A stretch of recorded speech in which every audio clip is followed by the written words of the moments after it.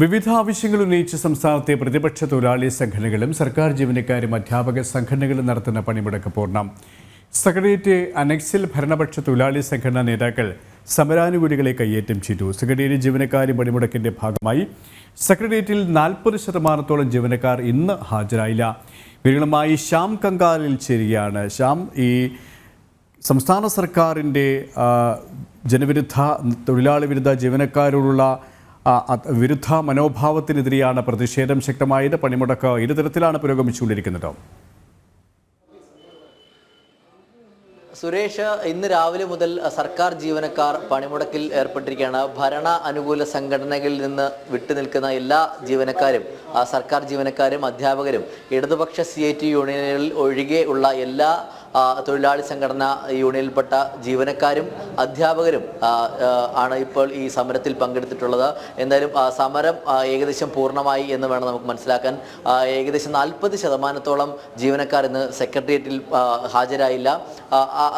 ഈ സാഹചര്യത്തിൽ തന്നെ ഇന്ന് സെക്രട്ടേറിയറ്റിലെ ജീവനക്കാർ പണിമുടക്കിൽ പൂർണ്ണമായും ഒരു വിജയമാണ് എന്ന് തന്നെ വേണം പറയാൻ. കാരണം പ്രതിപക്ഷ അനുകൂല തൊഴിലാളി സംഘടനകളാണ് ഇത്തരത്തിൽ സമരത്തിന് നേതൃത്വം നൽകിയത്. അതുകൊണ്ട് തന്നെ NGO സംഘവും NGO അസോസിയേഷനും BMS INTUC അടക്കമുള്ള ഈ സെക്രട്ടേറിയറ്റിലെയും മറ്റ് സർക്കാർ സ്ഥാപനങ്ങളിലെയും പ്രബല സംഘടനകൾ തന്നെ ഈ സമരത്തിന് നേതൃത്വം നൽകിയ ഒരു പശ്ചാത്തലത്തിൽ വലിയ രീതിയിലുള്ള ഒരു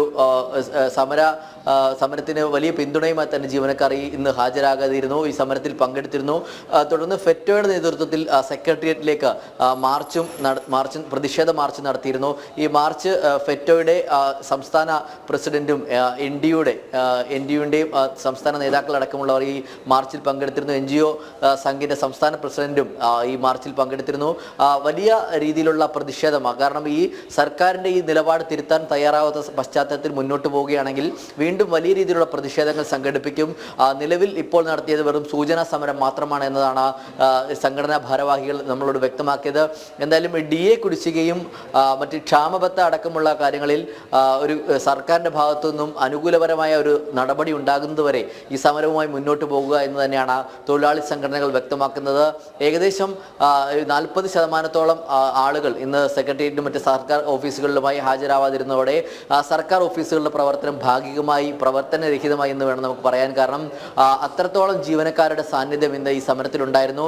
അത് വലിയ രീതിയിൽ സമരം പൂർണ്ണമായി എന്നതിന് തന്നെ ഒരു തെളിവ് കൂടിയാണ്. കാരണം NDU അടക്കമുള്ള FETO അടക്കമുള്ള സംഘടനകൾ വലിയ രീതിയിലുള്ള പ്രതിഷേധങ്ങൾ അത് സർക്കാരിനെ അറിയിച്ചിരുന്നു.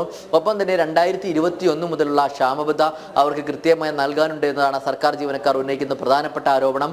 അതേസമയം തന്നെ ഇന്ന് രാവിലെ സെക്രട്ടേറിയറ്റ് പടിക്കൽ സെക്രട്ടേറിയറ്റ് കന്റോൺമെന്റ് ഗേറ്റിന് സമീപമുള്ള സെക്രട്ടേറിയറ്റ് അനക്സിൽ ഇന്ന് സമരാനുകൂലികൾ ജീവനക്കാരെ വഴിയിൽ തടയുന്ന, അത് ഗേറ്റിന് മുന്നിൽ തടയുന്ന ഒരു സാഹചര്യം ഉണ്ടായി.